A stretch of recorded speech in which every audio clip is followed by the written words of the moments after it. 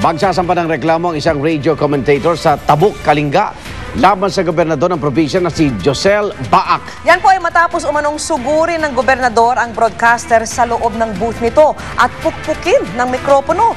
Bagay na mariing itinanggi ni Gov. Narito po ang report. Ito ang tagpo pasado tanghali kanina sa booth ng Radyo ng Bayan DZRK station sa Tabuk, Kalinga. Patapos na ang programa ng komentaristang si Jerome Tabanganay nang biglang pumasok ang isang grupo ng mga lalaki, kabilang si Kalinga Governor Josel Baak. Maya-maya, lumapit ang gobernador kay Tabanganay at saka hinablot ang kanyang mikropono.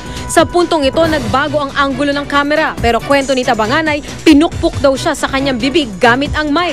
Nagsigawan pa sina Baak at Tabanganay kahit inawat na sila. Pagbalik ni Tabanganay sa booth, inanunsyo niya sa mga tagapakinig ang pag-atake umano sa kanya ng gobernador ng probinsya. Yung der mo, apo, kakailyan. Imay ni Governor Baak dito'y. Tinipak na, makita yung ijay kwa. Linabsot na, dito'y apo, ni Governor Baak. Dayta, timbutos tayo. Linipak na, anyway, nakabidyo di jay. Mariing itinanggi ni Baak sa GMA News na pinukpok niya ng mikropono si Tabanganay na kanya raw kaibigan. Nagalit lang daw si Gov nang sabihan daw siyang nangingialam sa mga mamamahayag sa gitna ng kanyang pagsita sa mali umanong impormasyong ibinalita ng istasyon. Sa kabila ng depensa ng gobernador, magsasampa raw ng reklamo si Tabanganay laban kay Baak. Kinundin na rin ng National Union of Journalists of the Philippines o NUJP ang di umano'y pag-atake ni Governor Baak sa komentarista. Para sa saksi, Lia Manyalak, nag-uulat.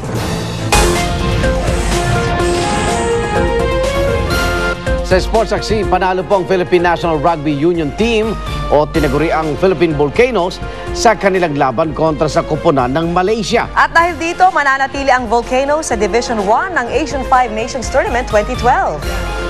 Kampanteng head coach na si Expo Mejia na makakabalik muli ang grupo sa kompetisyon sa susunod na taon. Tiwala rin siya na magtatagumpay ang kanyang team para makapasok sa Premier Division ng A5N Tournament sa 2013 at magka-qualify para sa Rugby World Cup sa 2014.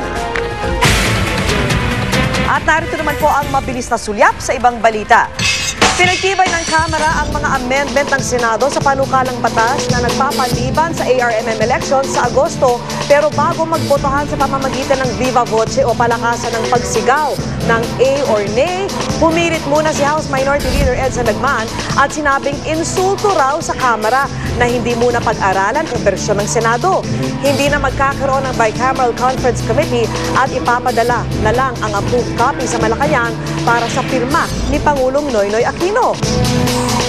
Samantalang nagpalabas ang Court of Appeals ang 20-day freeze order sa assets at accounts sa 28 miyembro ng pamilya Ampatuan. Ang freeze order ay batay sa petisyon ng Anti-Money Laundering Council na nagsasabing posibleng ginagamit ang mga asset para sa iligal na gawain. Sa ibang balita, sa kilos protesta, tinapos ng mga estudyante ang kanilang pagdalo sa public hearing ng CHED ukol sa kaduda-dudang miscellaneous fees. Sigaw ng mga estudyante, Pebrero pa nila isinumbong sa CHED ang mga dagdag bayarin. Pero umaksyon lang ang komisyon nang utusan sila ni Senador Edgardo Angara. Aminado naman si CHED Executive Director Julito Vitriolo na huli na upang pigilan ang paniningil ng miscellaneous fees dahil nagsimula na ang pasukan. Simula Webes, iro-rollback ng LPG Marketers Association ang presyo ng kanilang LPG. 50 sentimo kada kilo ang bawas presyo.